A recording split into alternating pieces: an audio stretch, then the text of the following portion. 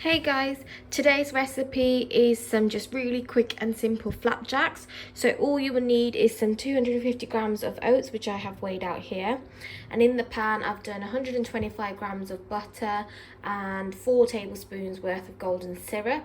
And I've just melted it over the hob. You can do this in the microwave, but you'll have to do it in intervals. So you'll have to keep taking out every 10 seconds or so and just keep stirring it.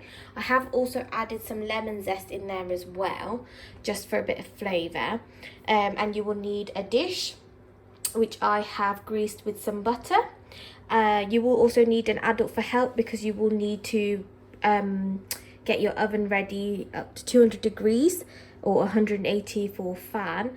And the next step now is to just mix the wet ingredients with the oats, and then once it's thoroughly mixed, you're then going to put it in the baking dish.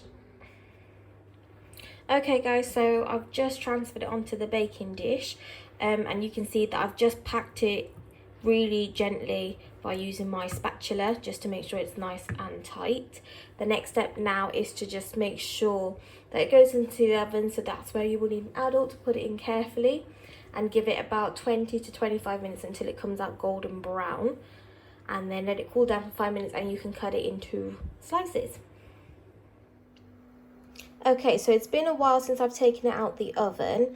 It actually went in the oven for about 15 to 20 minutes rather than 20 to 25 minutes. And I just made sure that it was golden brown when it came out. I then left it to cool for about 5 minutes. And as you can see, I've just melted some white chocolate and drizzled it on top. So you'll need to let it cool for a little bit more longer, and then you can cut it up and enjoy.